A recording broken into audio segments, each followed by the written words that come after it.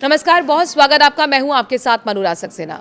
रूस में एक बहुत लोकप्रिय ब्यूटी इन्फ्लुएंसर जो आमतौर पर मेकअप टिप्स, लाइफस्टाइल और फैशन की बातें करती हैं, अचानक राष्ट्रपति व्लादिमीर पुतिन को सीधे संबोधित करते हुए एक लंबा वीडियो पोस्ट कर देती हैं।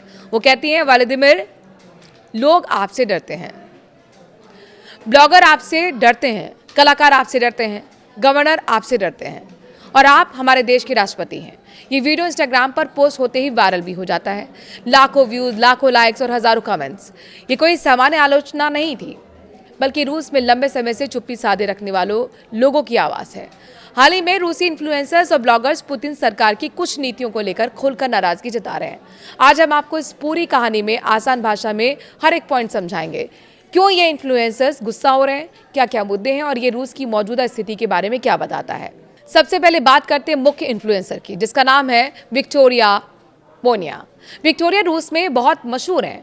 वो रियलिटी शो डॉम 2 से प्रसिद्ध हुई थी और अब ब्यूटी और लाइफस्टाइल कंटेंट बनाती हैं। वो खुद को मोनाको में रहती हैं और अपनी कॉस्मेटिक ब्रांड चलाती हैं।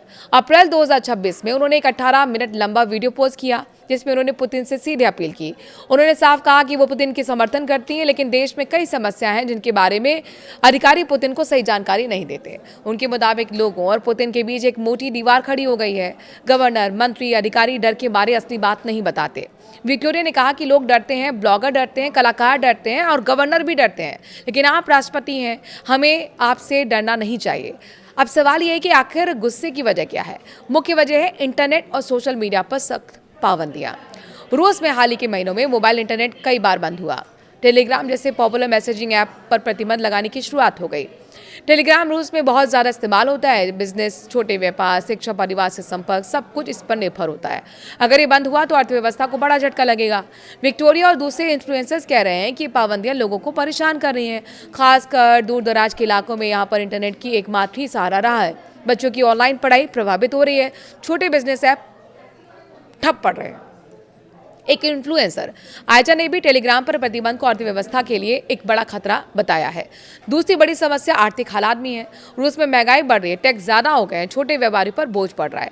इन्फ्लुएंसर्स कहते हैं कि अमीर और नेता और भी आराम से हैं, लेकिन आम लोग संघर्ष कर रहे हैं। इसके अलावा कुछ स्थानीय घटनाएं भी हैं जिसको लेकर गुस्सा भड़क रहा है, जैसे कि दागिस्तान में बाढ़ आई लेकिन सरकार की मदद धीमी रही। साइबेरिया में पशुओं की बीमारी फैली तो बड़े पैमाने पर पशु वध किया गया। इससे कुप्रबंधन के तौर पर इसे देखा गया। ब्लैक सी के किनारे तेल रिसाव से प्रदूषण फैला, समुद्र तट प्रभावित हुए। ये सारी घटनाएं दिखाती हैं कि प्रशासनिक स्तर पर समस्याओं को ठीक से हैंडल नहीं किया गया। एक और इन्फ्लुएंसर लीजा मोका ने भावुक होकर मौजूदा हालात में जीना मुश्किल होने की बात कही। 19 साल के युवा आर्टेम ने लिखा और पूछा, आखिर आज़ादी कहाँ है। उन्होंने सोशल नेटवर्क्स पर प्रतिबंध और विज्ञापनों में अंग्रेजी शब्द पर रोक को भी आलोचना का विषय बताया है। कई इन्फ्लुएंसर्स जो कह रहे हैं वो ये कह रहे हैं कि नीतियां रूस को पुराने सोवियत संघ के दौर में वापस ले जा रही हैं, जहां स्वतंत्रता बहुत सीमित थी। ये आलोचना इसलिए खास है क्योंकि रूस में पुतिन की आलोचना करना आसान नहीं होता है। कई विपक्षी नेता तो जेल में है, मीडिया पर सख्त नियंत्रण है, लेकिन अब लाइफस्टाइल इन्फ्लुएंसर जो आमतौर पर राजनीति से दूर रहते हैं आगे आ रहे हैं। विक्टोरिया बोनिया का वीडियो 2 करोड़ से ज़्यादा व्यूज़ पा चुका है, 2 लाख से ज़्यादा लाइक्स मिले हैं। कमेंट्स भी लोगों को यहाँ पर दिख रहा है कि वो परेशानियाँ शेयर करना चाहते हैं। क्रेमलिन ने भी इस पर प्रतिक्रिया दी। उन्होंने कहा कि पुतिन को हर बात की जानकारी है, समस्या पर काम चल रहा है। एक क्रेमलिन की तरफ से दुर्लभ कदम था, क्योंकि आमतौर पर वो ऐसी आलोचना को नजरअंदाज करते हैं। विक्टोरिया ने बाद में एक और वीडियो पोस्ट किया जिसमें वो खुशी के आंसू को रोक रही थी। उनका कहना है कि उनकी बात पर अब ध्यान दिया गया है। ये घटना रूस की मौजूदा स्थिति को दर्शाती है। यूक्रेन के साथ जारी संघर्ष लंबा खिंच चुका है, जिसकी वजह से आर्थिक दबाव वहां पर बढ़ा है। पुतिन की लोकप्रियता के कुछ सर्वेक्षण में भी गिरावट के संकेत मिलते हैं, खासकर युवाओं में। इंटरनेट पर सख्त पाबंदी बढ़ने से लोग और भी ज्यादा परेशान हैं।